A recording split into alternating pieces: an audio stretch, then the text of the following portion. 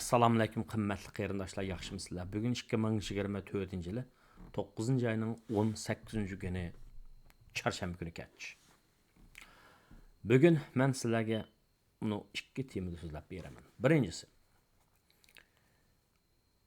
bugun tushdan keyin Amerikaning Markaziy bankisining raisi Jeremy Powell apandi Amerika Markaziy bankisidagi huquqliq komitet Ochiq bozor komitetining qarorini e'lon qildi. Ya'ni ular o'simni 0.15% kaskanligini aytdi.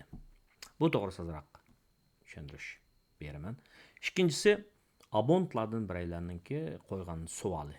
Bu savol intayin muhim. Ya'ni uy elish uchun banklarga berib qarz olgan vaqtda bir necha pul muomala organi var. Ya'ni bank şekillik kredit yönüm var. Yani inovatlik birleşme. Bankalar var, soğudu bankalar var. Onun sırt yana. Yani onlardan qarz alsak oldu. Öyle için mortgage eliş için FHA yani loan var. Bu deganlik Merkezi Öy idorasininki qarzi degan nomdagi mana bir qarz var. Mushular to'g'risida zodi bularninki munosabatlari qanday, xususiyatlari qanday degan mazmunda bir savol qo'yib ekan. Buni bir so'zlab beray dedim. Chunki bo'pmi tunji qitim uy olamiz degan qarindoshlarga nisbatan bu zarur bir bilgilar. Xo'sh. Unda bo'lsa birinchi temada haqida to'xtalib o'tay. O'tgan qitimliq leksiyalarimda men, ya'ni yaqinqi leksiyalarimda men Amerikaninki Markaziy bankisi o'simni 9-oyning 17-18 kunlari kesish mumkin. 0.25% bilan 0.15% atrofida kesish mumkin. Ammo ehtimollik 0.15% bo'lishi mumkin deganda gaplarni qilgan. Bu gaplarning hammasi har oylik chiqayotgan statistikalik uchurlar va mablag' sog'uvchilarning bozorning inkasi, analizchilarning inkasi asosida deyilgan. Biz bilamiz, ijtimoiy hayotmi, biologik hayotmi, iqtisodiy hayotmi muayyan qoida tartibga, qonuniyatga bo'ysunadi. Bir odam mayli qayerda bo'lsin, u kim bo'lishidan qat'iy nazar, er bo'lsin, ayol bo'lsin, Xitoyda yaşasın, Saudiya Arabistonda yaşasın, Yaponiyada yaşasın yoki Amerikada yaşasın, agar uning da qon besimi, yuqori qon besimi bo'ladigan bo'lsa, bu yuqori qon besimi u odamda yurak qon tomirlarini paydo qiladigan omillardan bo'lib qoladi. Ya'ni yurak kesili bo'ladi. Anandan keyin yurak tiqilmasi bo'ladi, menga qon yetishmaydigan. Shuning bilan ba'zi odamlarning umri qisqa bo'lib qoladi. Demakchi, bu xil ishlar, ya'ni bu xil kasalliklarningki birisi sabab bo'ladi, natijasi a bo'ladi. Ya'ni yuqori qon besimi bo'lgan odam uzun mazgil bo'lsa, oldin olmasa, davolamasa, u shu xil kasallar bilan hayotidan ayrilib qoladigan ishlarning ehtimoli yuqoroq bo'ladi. Shunga o'xshash iqtisodiy faoliyatlar mayli dunyoning qayerida bo'lsin, o'zining muayyan qonuniy to'ychilanmoqda. Ya'ni agar iqtisodiy faoliyatlarda pul haddidan ziyoda ko'p tarqalib ketsa, bu pul paxalligini keltirib chiqardi. Unda bo'lsa, paxallikning, ya'ni qimmati tuvanlashning amalini qanday qilamiz deganda uni qisish kerak. U burtdan elib o'tish kerak. Buning amali nima? Buni majburiy buyruq bilan, harbiy buyruq bilan, hukumatning buyruq bilan uni aqlolmaydi. Bo'lapmi? Ya'ni bo'pmi? Bozor egiligi sharoitida kapitalistik davlatlarda bu kishilarningki, iste'molchilarningki yoki mablag' sog'uvchilarningki muayyan bir narsaga inkas qaytirishi orqali o'zi xohlagan shaklda, ya'ni o'zining ra'yi bilan pulni tatib olishda o'zininki rolini o'ynaydigan gap. Ya'ni Markaziy bankka o'simni o'stagan vaqtda qarz olish qiyin bo'ladi. Qo'lida puli bor odamlar, ya'ni pulni aylantirayotgan odamlar yuqoriroq o'sim bo'lgandan keyin, ya'ni o'simni o'stagandan keyin bular pul muomala bozorida xatir bo'lib qoldi. Men CD hisob qo'yay, Certificate of Deposit pulini bankka qo'yib qo'yay deb bu pulni chiqarib oladi. Shuning bilan birlikda uy olamiz deydiganlar, mashina olamiz deydigan, ya'ni durable goods deb qo'yamiz. Uzun chidaydigan, ba'zi yuqori tovarlarni olamiz deydiganlar o'ylashidi. Shuning bilan nima bo'ladi? Iqtisod biroz selekishga qarab yuzlandi. Aylanadigan pul jiq bo'lmagandan keyin, talab ojizlashga qarab mangandan keyin bahada tushish bo'ladi. Narsaning bahasida azroq tushish bo'ladi. Ya'ni pulning pahal bo'lishini tizginlashda o'sim nisbini o'stirish bir önümlük qo'llanadigan qoral davlatlarning pul siyosatida. Ya'ni makrolik siyosatida. Bu hamma jamiyatda iqtisodiy faoliyatlarda o'xshash. Biz bilamiz 2022 yil 3-oydan 2022 yil 3-oydan 2023 yil 7-oygacha Amerika Markaziy Bankisi o'simni 11 qitim o'stirib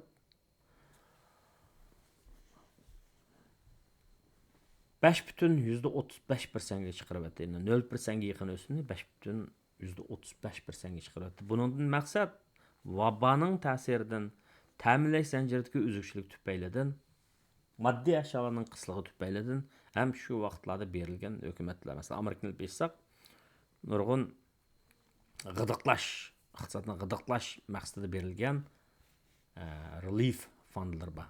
Hukumatning bergan qutqizish pullari bor. Trilyondan oshiq. Ham ba'zi idora, shirkatlar kishilarning maoshini ravus o'stadi shu mezgillarda. Mana bu sabablar tufaylidan mal bazı bak eshib ketib 9,1% yetib ketgan gap. Ya'ni 2022 yilda mana bu shuni tuvaltish uchun bular o'simni 11 qitim o'stadi bir 17 oy vaqtning ichida. Natijada maqsadga yetdimi deganda har holda yetdi. Ya'ni pul pahalılığını 3% dan tövanga tushadi. Ammo o'simni haddidan ziyod bundaqcha o'stirib bu pul elishninki pul qarz elishning tannarxini oshiradi. Ya'ni bahosini yuqori ko'taradigan bo'lganlikdan qarz elish kishilar qarz elishni ancha xohlab ketmaydi. Ham qiyroq bo'ladi, ham ko'proq sommada ololmaydi. Buning bilan bu iqtisodning azroq chekinishni keltirib chiqadi. Ya'ni ba'zi shirkatlar, tijorat o'rinlari o'zining moddiy ashyolarini, tovarlarini qo'ldan chiqarolmaydi, haq olmagandan keyin.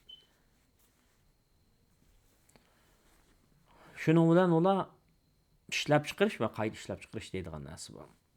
Qo'lidagi tovarni pulga aylantirolmagandan keyin qayta tovar ishlab chiqarishning zarurati bo'lmaydi. Qayta tovar ishlab chiqarmagandan keyin, masalan, zavodlarni ish qilishning hojat bo'lmagandan keyin bular odam qisqartirgan gap.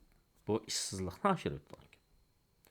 Ishsizlik oshdi 7-oylik sonliq ma'lumotlar Amerikada ishsizlik nisbatining 4,3% ga yetganligini ko'rsatgan. Man buning o'zi Markaziy bankning mas'ullarini biroz titratib qo'ydi demoqchi. Men bir qatimliq leksiyada Oqsaroy bilan Markaziy bankining o'rtasidagi munosabat mustaqil bo'ladi degan gapni qilgandim. Ya'ni Amerikaning prezidentining har qanday saylanga tushgan vaqtda yoki saylanib siyosat yurgizgan vaqtda bir necha muhim ijtimoiy iqtisodiy ko'rsatkichga qaraydigan gap. Ya'ni kishilarningki ma'rif va sog'lomlik jihatda nisbatan yaxshi farovonlik sharoitiga erishishi, iqtisodiy jihatda moddiy ma'ishatlik turmushga chiqishi, buning uchun kishilar xizmat bo'lishi kerak. Ya'ni ishsizlik nisbati tuvan bo'lishi kerak. Ishsizlik nisbati tuvan bo'lgan ahvol ostida, ya'ni kishilarning xizmati bo'lgan ahvol ostida, kishilarning qo'li pul ko'rgan vaqt ahvol ostida bu iqtisodning ko'tarilishini, chunki odamlar pul xarjlaydi-da, ko'tarilishini keltirib chiqaradigan gap. Şu vəcidən 7-ci ayda işsizlik nisbəti 4,3%-ге eşib 2023-cü ilki 3,4%-dən 0,19% aşqanlığı üçün bular hey dedi ki, sal pişaman qilgandekmi bo'ldi. Ya'ni 6-cı aylarda, bundan burunqi aylarda o'stasakmi bo'pti ekan deb o'ylab qolgan bo'lish mumkin. Biroq men abaya so'zlab o'tganimdek Aqsaray Markaziy bankning mas'uliga qarab o'simni tusha yoki o'sta deyolmaydi. Endi Jeremy Powellni Trump ayni vaqtda vazifaga tayinlagan. Cumhuriyetçiler partiyasidan bo'lgan president. Biden ya'ni uni o'zgartmadi va odamning o'rnini o'zgartmadi. Endi bu Jeremy Powell qopab, hozir saylam tazilib berilayotgan vaqtning o'zida o'simga nisbatan qo'l takkizib qo'ysa, pichoq takkizib qo'ysa, nurg'un bir ijtimoiy munoziraga sabab bo'lish ehtimolligi bor. Men shu gapni degandim. Shunga o'stamaslik mumkin, tushamaslik mumkin, lekin iqtisodda favqulodda ahvol ko'rilsa, uning justification bo'ladi. Ya'ni uni aqliy ko'rsatiladi-da. Aqliy ko'rsatilgan bir ish yo'li nima? Bu işsizlik nisbatining 7-ci ayda 4,13%-ga o'sishi. Shunga bular hozir o'simni biroqla 0,25% emas, 0,15% kesdi. iqtisodga diqqat qilayotgan qarindoshlar bilishi mumkin. Amerikaningki shu 11 qitimliq o'simni o'stirishida 0,25% boshlab, ba'zi 0,15%, eng jiq bo'lganda 0,75% o'stagan hech qachon 1% o'stirib baqqan emas. Bir qitimning o'zida shu 11 qitimliqning ichida. Mana endi biroqla bular 0,15% kesdi 9-ayning 18-kuni, ya'ni bugun. Şu bunun təsirini köpçülük pul muamele bazarında görüyotsizlar. Yani pay çekildi, kötürülüş buladı. Kötürülüş oldu da, şey gaplar çıqqandan keyin. Bunun təsiri anticipation deyimiz. Yani aldıdan kişiler paraz qilgandagidek şu o'simni kesidi 0,15% kesidi deydigan qarash ustunga kelganligi uchun pay chekida o'tgan bir necha kun ichida kötürülüş bo'ldi xabarlarda bor. Xo'sh. Endi o'sim kesgan vaqtda nima bo'ladi? Buning ta'siri keng doiralik bo'ladi. Davlat ichidagi iqtisod va davlat sirtidagi, dunyoviy kapital bozoridagi iqtisod. Ba'zi davlatlar Amerika dollarini asos qilib turib, zoim taqatgan ishlari va Amerika dollarini asos qilib turib qazagan ishlari va xalqaro banklardan deganga o'xshash.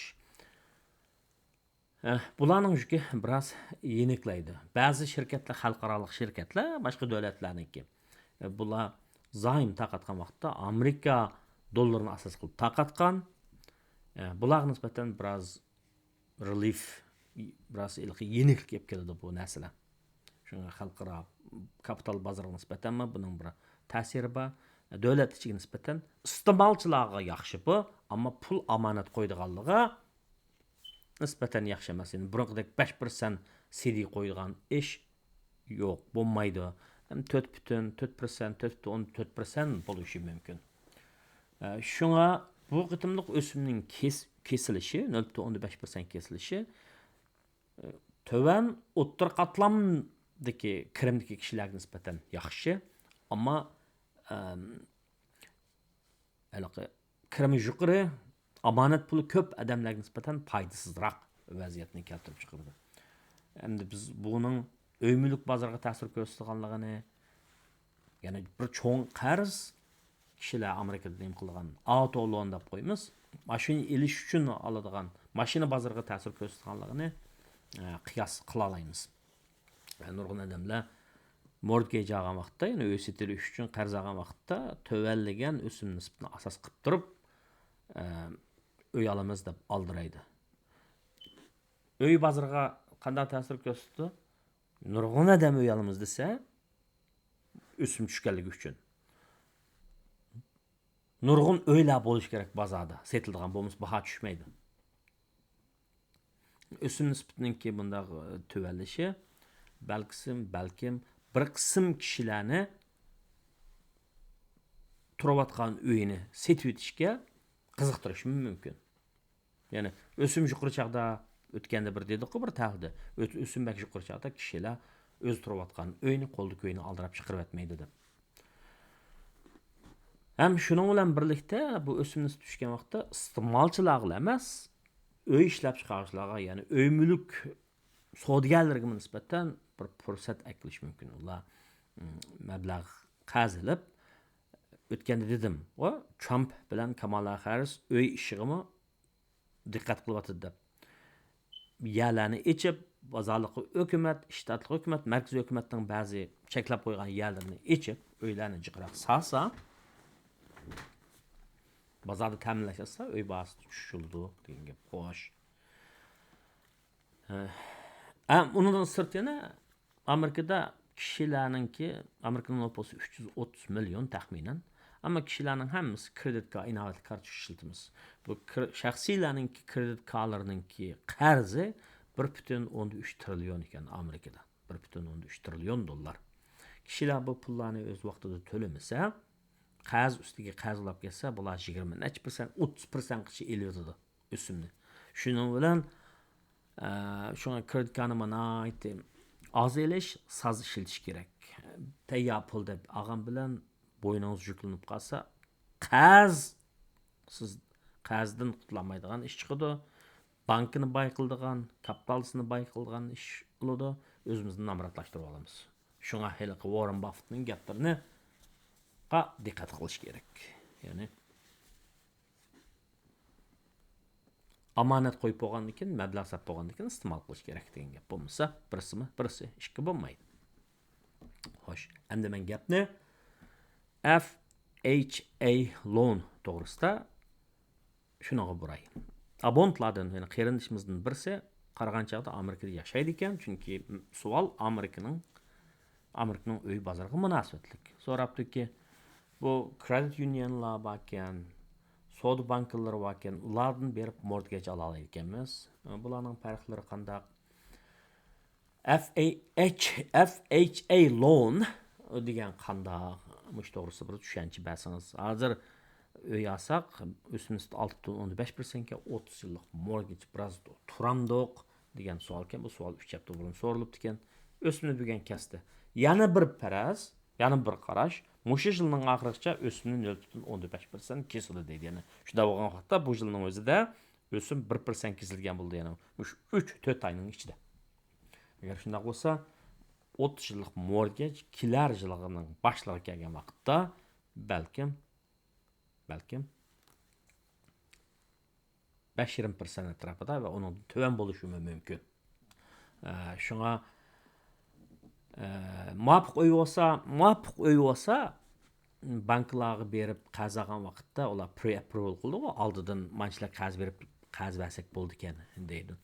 Muvafiq uy bo'lsa, ap qo'yganning hech qanday ziyni yo'q. Keyin refinance qilsangiz bo'ladi. Masalan, hozir qo'lingizga muvafiq uy chiqib qolsa, 6,15% bo'lsa-mi, shu yaxshi uy deb qolsangiz, deb o'ylasangiz, shuni ap turib, kelar yil o'sim tushgan vaqtda uni qayta refinance qazilib, ya'ni tuvan o'simda qazilib, mana yuqoridagini qaytarib o'tib, qiysangiz bo'ldi. Azroq faqat rasmiyatda to'laysiz buningga. Ama muhimi muvafiq uyning bo'lishi muhim. Men odatda kishilarning uy bo'lishi yaxshi ish deb qarayman, chunki ijarada o'tgandan keyin o'zimizning shaxsiy mulkining bo'lishi yaxshi, aktiv mulk shakllanadi. Xo'sh, endi bank degan shunda pul muomala organi. O mening omonat pulimni, sizning omonat pulingizni qabul qilib yoki shirkatlarning omonat pulini qabul qilib, ya'ni boshqa uy olamiz, mashina olamiz deb qarz oladiganlarga beradi. Bularning ko'radigan foydasi nima desa, menga omonat qo'yganim uchun azroq o'sim beradi. Yana birisi qarz olganlar uchun uningga yuqoriroq o'sim nisbatda qarz beradi. Ikkisining o'tirisidagi farqni u yeydi, bank yeydi degan gap. Men bu yerda banklarning nimaligini bilamiz. Banklar pul muomala organi. Banka degan vaqtda binolar, uning ishlayotgan odamlar, pullar ko'z oldimizga kelishi mumkin, ammo banklarning turlari va xalqaro banklar bo'ladi. Masalan, dunyo ikkinchi dunyo urushidan keyin qurilgan Dunyo bankasiga o'xshash. Ana markaziy banklar bo'ldi, Amerikaning markaziy bankasiga o'xshash. bu davlatlarninki makrolik iqtisodni ta'sir ko'rsatgan banklar pul besish o'sim nisbati orqali pul paxalligini tizginlash deganga o'xshash ishlarni yurgizdiganlar markaziy bank bo'ladi. Undan keyin yana savdo banklari bo'ladi, mablag'chilik banklari bo'ladi. Mablag'chilik banklari odatda shundoq shirkatlarning o'tirisidagi shirkatlardan bir shirkat pay chekini bozorga solaman desa shu ishlarga yordam berdi. Bir shirkat yana bir shirkatni yoki mag'lub bo'ladigan shirkatni sotib oldigan shularning ishini qiladi. Muhim ishlar shu. Ondan keyin har xil tijoratlarni ilib bordi mablag'li shirkatlar. Ammo savdo banklari cho'disi, savdo banklari odatda shundoq omonat qo'ygan pullarni ilib, bu pullar har xil shaklda keladi. Kishilar har xil hisobotlarni ochadi. Ya'ni hozirgi mavjud tirik hisobot deymiz. Checking account degan shu. Unga o'sim chiqmaydi. Pulingizni qo'ysiz, chek yozsiz yoki naqd pul olsiz undan. Anandan keyin omonat hisoboti deydi. Uning asraq to'van o'sim chiqadi.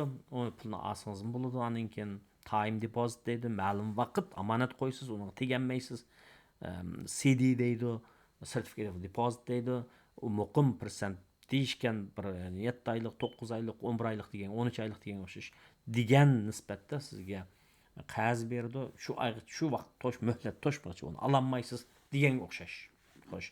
Endi bu uy ilish uchun oladigan qarzni, mortgajni banklar beramdi deganda, banklar qaysi banklar beradi deganda, shu savdo banklari, yerlik shu shundoq credit unionlar, ya'ni innovatlik birlashmalar deb qo'yamiz. Yerlik banklar, ya'ni ma'lum rayona, ma'lum townda bo'ladi bu. Townning nomida atalgan Town of Palanchining bankisi Bank of Palanchi Town deydi. Bu shu rayonda yashayotgan odamlar o'zininki pul muomala ishlarini yurgizadigan. Bu foydali xarakterlik emas, not for profit. Kishilar hisob ochadi, ya'ni checking account ochadi, omonat hisoboti ochadi, andan keyin ba'zi pullarni uzoqroq qo'yadi. Kishilar shu banklardan ham qarz turib uy sotib oladi. Buningki foydali xarakterlik bo'lmagandan keyin o'sim nisbati, qarz bergan o'sim nisbati savdo xarakterlik banklarga qaragan vaqtda sal to'varak bo'ladi deganga o'xshash. Ammo shu rayondagi kishilarga agar shirkatning qaramog'idagi shu credit union bo'lsa, shirkatning yoki cho'ng oliy maktablarningki xizmatchilariga ham xizmat qiladi. Uning foydasi ularga bo'lib berdi foydasini deganga o'xshash. Ammo savdo banklari cho'disi, savdo banklari pulni to'naydi, foydani to'naydi, odam to'nmaydi. U amal va qarz og'uchilarning salohiyatini tekshirib qarz olgandan keyin amal va jiqroq ulardan o'sim olsam deydi deganga o'xshash. Xo'sh. Demak, bu yerda mortgage o'yilish uchun banklarga qarzga borgan vaqtda o'sha banklar sizningki nurg'un narsalarni tekshiradi. Ya'ni albatta maoshingiz, topshirgan bejingiz, anikin bankingizga kirgan pul uning manbasi deganga o'xshash. Va da ular bankga pul qo'ygan bo'lsangiz, palonchi oyda sen $2000 qo'yib ekansa, shuning isbotini nerdan keldi deb so'raydigan ishi bor. Anan keyin badge deymiz, anan credit score deymiz. Inoat kartochka ishlatgan vaqtga nomeringizni so'raydi. Qancha yuqori bo'lsa shuncha yaxshi. Qancha yuqori bo'lsa shuncha yaxshi degan gap siz savdo ilm berim qilgan vaqtda sizningki qarzni vaqtida qaytardingiz degan gap. Masalan, kreditni oldik, bankining puli, uni ishlatamiz. Har oylik chiqimimizni naqd vaqtda to'lab olsak, bu bizning innovatlik odam ekanligimizni tushuntirdi. Ya'ni gapimizda turadigan odamligimizni tushuntirdi. Agar ular bankka bergan qarzni vaqtida topshirmasak o'sim oladi, ammo to'liq topshirmasak bu bizning kredit innovatlik nomerimizga, kredit skorimizga ta'sir qiladi. Shunga kredit skor qancha yuqori bo'lsa bu bizning ishonchligimizni bildirdi. Banklarga borsak, banklarning qarz berishi osonroq bo'ladi, yaxshiroq, to'varak nisbatda qarz berish mumkin. Ammo ular bu nimalar bankalarga berib shuna qarz olmasak, ular shu xil bizning har xil uchurlarimizni yig'ib, andan o'zlari qaror chiqardi albatta.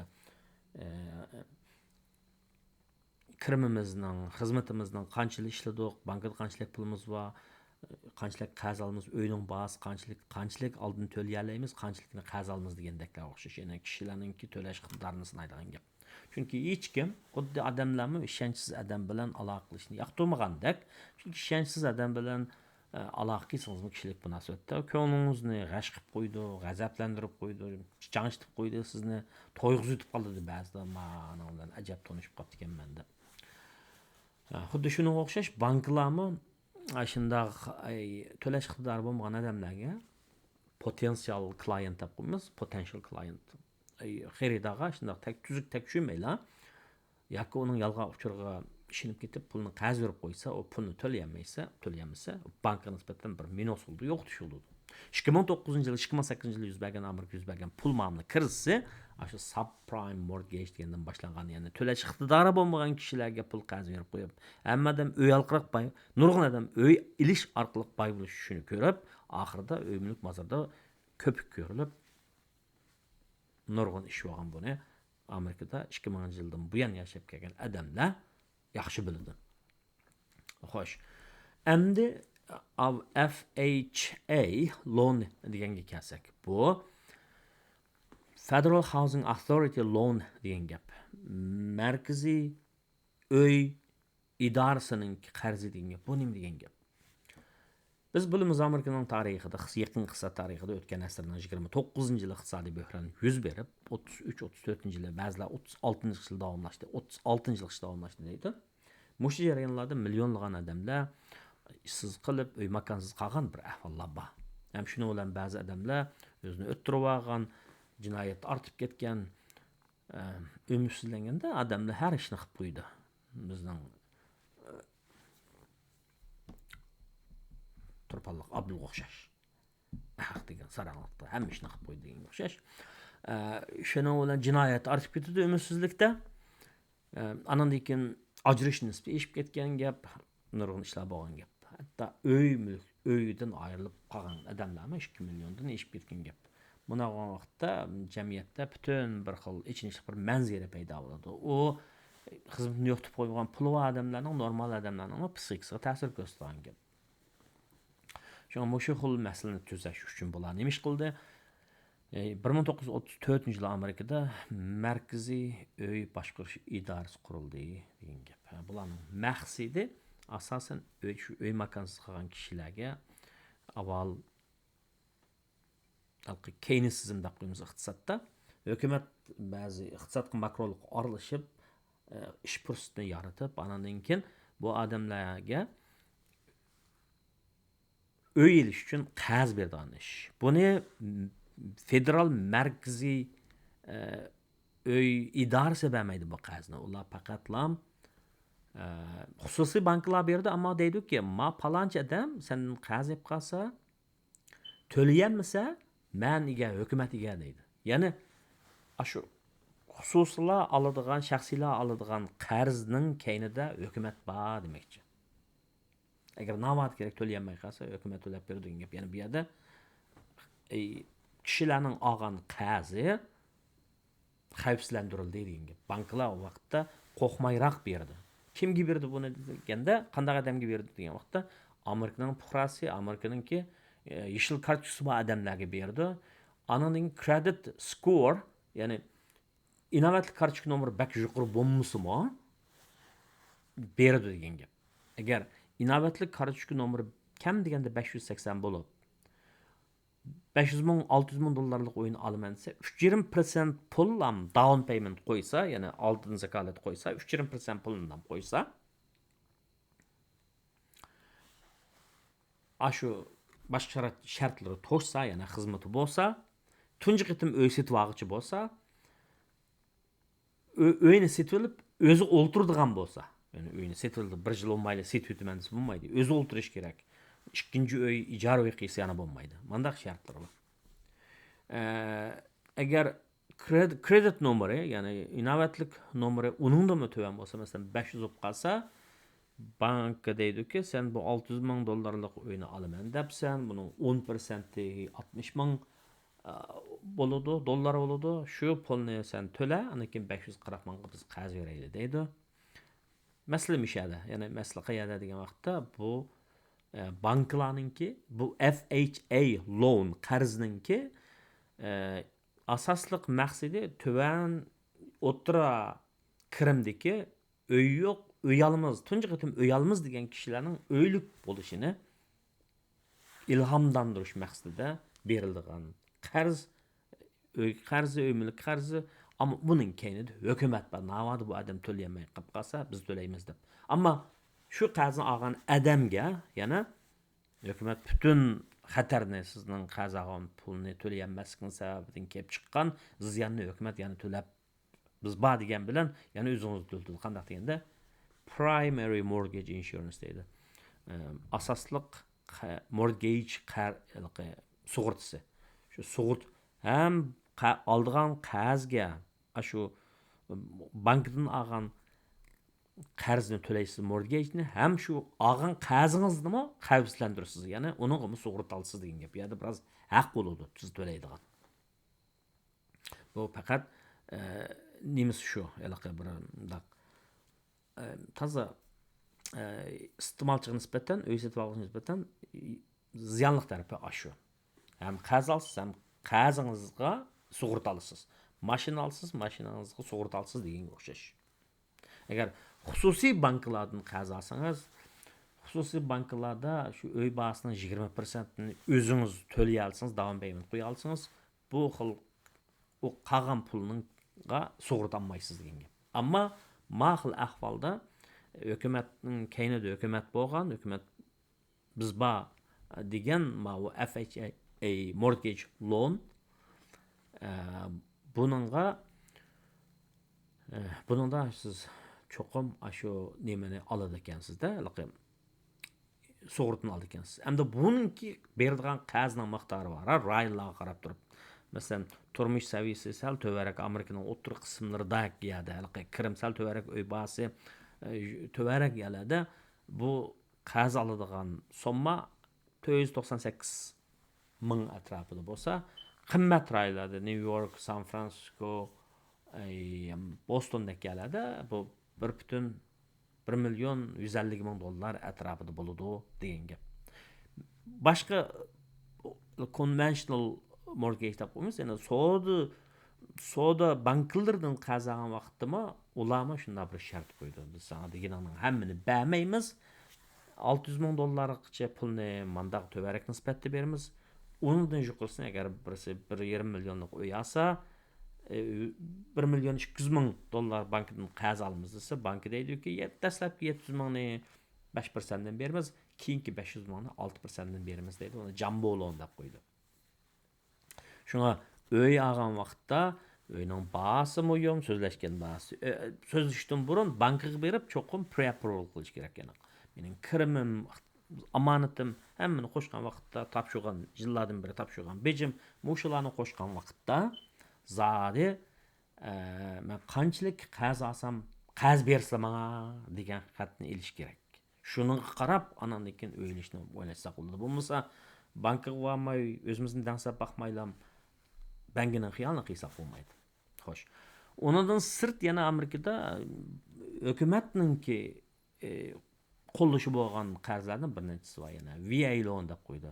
Veterans, ya'ni askarlik berib qaytgan odamlarga. Bularga odatda down payment talab qilmaydi. Bu uyni setilish uchun manchlik pul zakalat qo'yishing kerak degan talabni qilmaydi ekan. Buni bilib qolaylik. Andan keyin yana USDA, United States Development Agency, yani taraqqiyot agentligi agency'ninki ministerligining minister darajalik o'rin, kabinet darajalik.